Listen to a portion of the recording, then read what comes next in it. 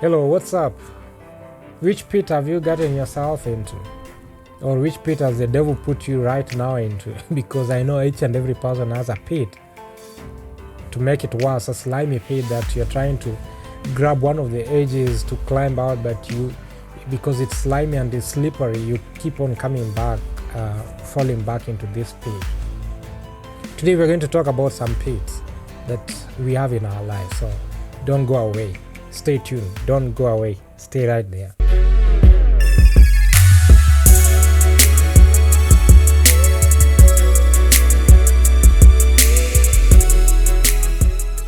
Hello viewers, welcome back to Voice Live channel. Today we are going to talk about the pits in our lives, and I'm going to kind of relate it to one of the stories in the Bible. The question is, have you subscribed to this channel? Because a lot of topics that we talk about here, they kind of help us to make decisions based on our lives as we wait for Jesus Christ to come back and save us and take us home. So what is your pit? Let me say, everybody has a pit. You might be sick, you might be buried with a lot of debt, you might be like looking for a job, you might be having this terrible job that you have that somebody is also looking for. You might be having this business that is not making any profit. You might be having this child that is giving you trouble here and there because they can't stay in school or they're not performing very well.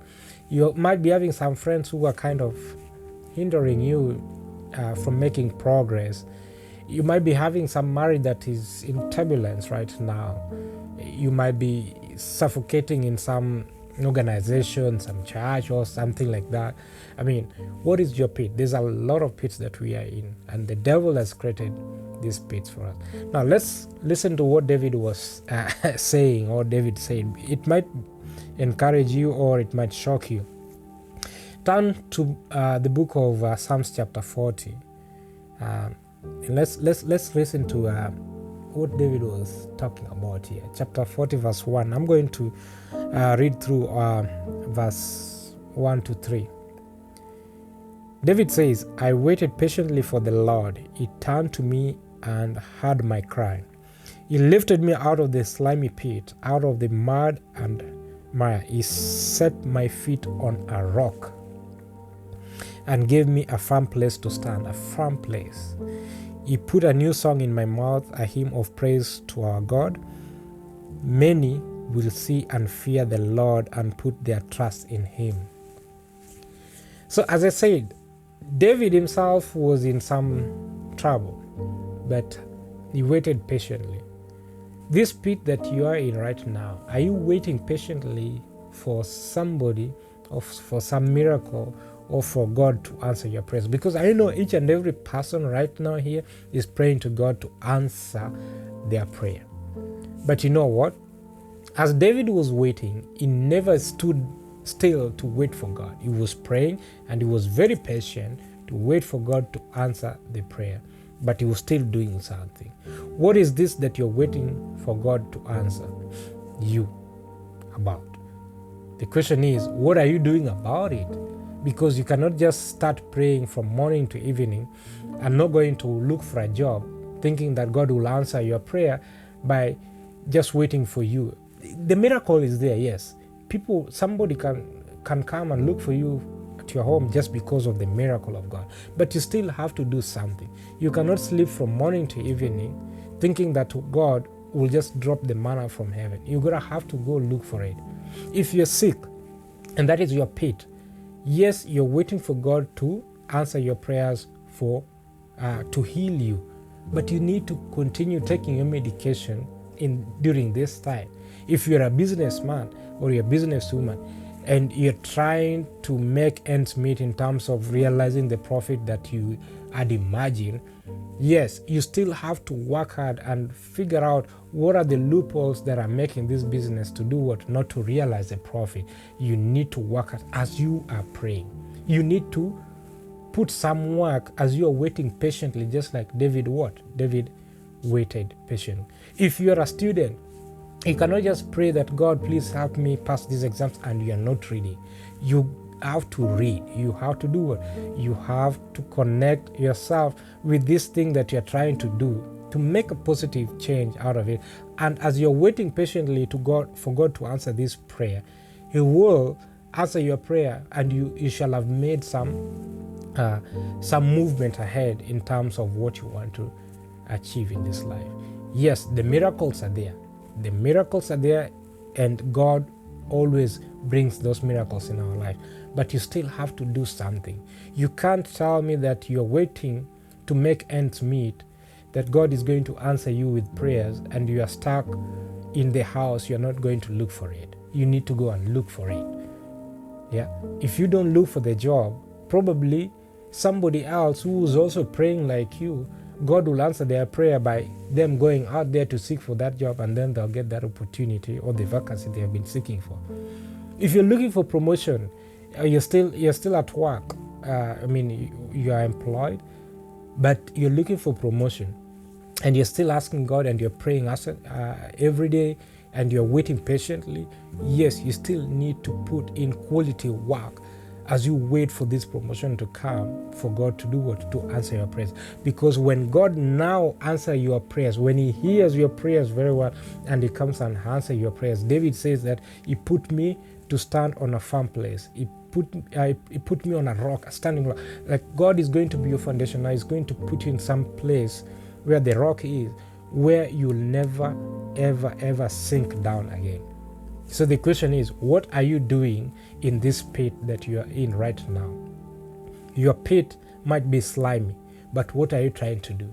Are you trying to grab yourself out of this pit? In as much as it is slimy, you're trying to get all the corners or dig some little holes in between so that you get some steps out of this place, because by the time you reach the top, that is when God answers your prayer. When you're on top, He will put you into a place that you'll never, ever go back.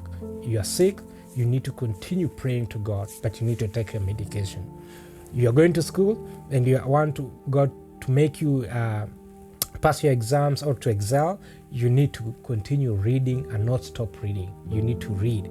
If you're seeking for salvation, that we are all seeking for, you need to continue praying to God, connect to God, read His word, go to church every now and then. Each and every pit that we have in this life, if your children are giving you trouble, you still need to do what?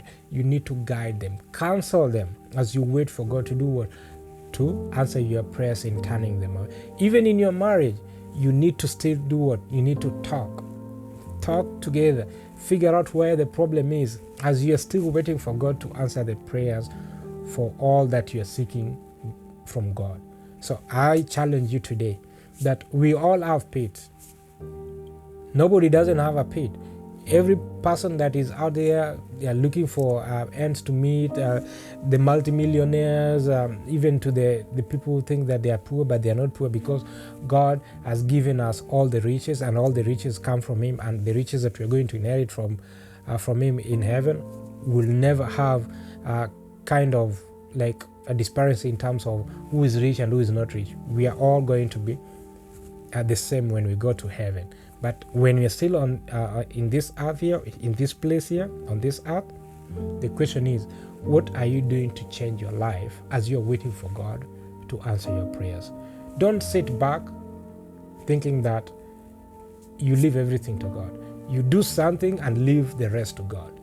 Do something and leave the rest to God, and God will be able to answer you. And when He answers you, as David says, that even the entire community will know, all right? And they will worship Him. Many will see and fear the Lord and put their trust in Him.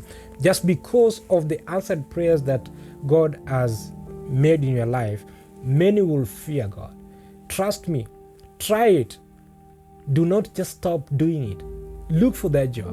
Work ways in that marriage. Work ways in that place of your work, so that you put yourself in a position whereby the next opening you're the one to be picked, because you have put in some work. All right, read, understand very well, and tell God, all this that I'm reading today, this is what you should help me come through in the exams, and God will answer your prayers, and everybody will say, wow, He did it to so and so. His God is a marvelous God. God will bless you. He will put you somewhere that everybody will notice that, yes, that is a blessing from God. So do not stop. Do something as you wait for God. Wait patiently. Do not cut corners. Wait patiently, and He will answer your prayers in the right time, because He's a God that answers our prayers as we wait for Him and as we do something to make the prayers work. May God bless you. I hope this video makes some incitement or changes in your life in terms of you praying and waiting patiently, just like David waited, but he was doing something at that moment. Don't stop. God will bless you, and I know it's going to open the doors that have been locked, and your time is coming. Your time is coming. Connect with Him. May God bless you, and please don't forget to share this video and wait for the next one to come. Bye-bye.